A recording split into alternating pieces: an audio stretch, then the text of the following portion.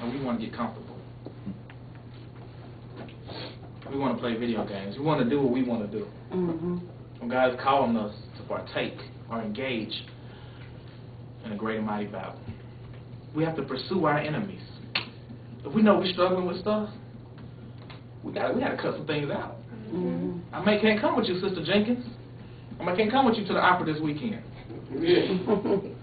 I can't go with you to that game. If I'm still struggling with things, I should be on my face, on my knees, begging God, show me what I have to do. What is the fast that you have chosen for me? How much time should I spend praying? I have enemies out there to attack, to defeat, starting with us first. Because if we give into temptation, we can never really achieve the fullness of the power. Come on now. So that's what Jesus showed us, the two folds. The resisting the Satan. And then because we resist Satan, we receive more and more of the power of God, and we align in righteousness. And we can use that power to tear down the works of Satan. We have to be the aggressor. I have pursued my enemies and destroyed them, and turn not again until I have consumed them. We have to fight until we know that all the doubt, all the fear, all the perversions, all the idolatry is gone. Until we don't rest until it's done. We don't rest until we see, until we hear God say, well done.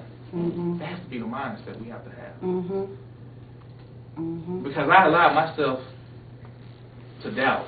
I got frustrated with God. And he was saying, son, where's the fight? Where's the hunger? To the point where we're just like Jacob. I won't let you go until I destroy these enemies.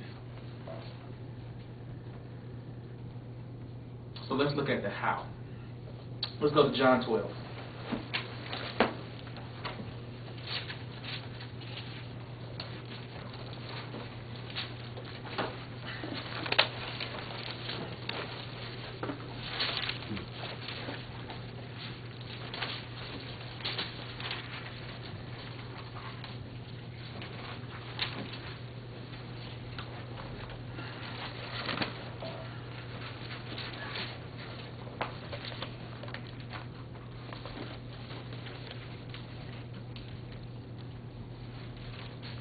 John 12, we'll start at verse 31. Now is the judgment of this world. Now shall the prince of this world be cast out.